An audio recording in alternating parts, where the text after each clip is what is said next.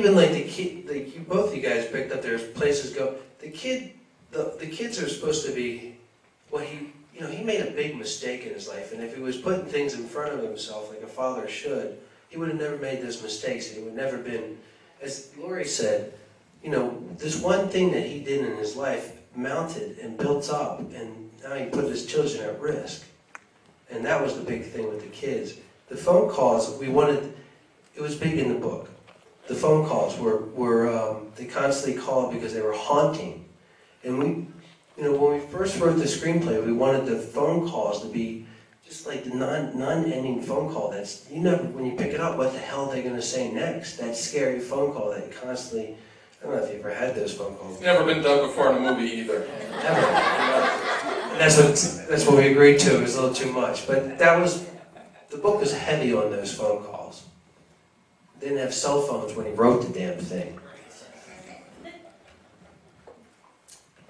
Now, did Aaron die? And I kept thinking, well, if he doesn't, he's sure going to be pissed at Jan. I mean, that was Wait, he started that train. He started it. So he did die, right? I mean, No, he doesn't die. We're filming Poker Club 2 next week. As he started.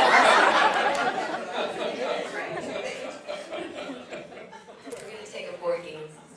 Realistically, at that point when Aaron hears the noise in the basement, he's already had all this stuff going on, people dying all over the place. I mean, my reaction, maybe is, I don't know, maybe I'm just different, would be either call the cops or run. It wouldn't be, let me go see what's making the noise in the basement. Maybe they want to kill me. So what did you feel in writing it and acting it that was the motivation for him to go figure out what was making the noise in the basement? it's a scary movie. I made choices with that, there's some poetry there, but I can't remember what exactly it was. But it's something like to go meet your fate, to really own up to who you are. Like, what's going to happen? What did I do? I deserve this. And you see him as he creeps down the stairs. He knows that something is foreboding underneath there, but he deserves it. He's ready to meet his maker.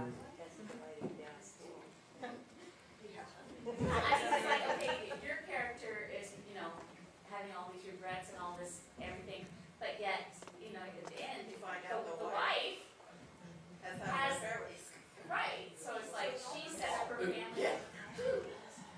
The way that I always took that, because we talked about that, the way that I always took that was, and to me what was really interesting about the screenplay, or about the story, was I always took it that he started it with having an affair with his secretary, and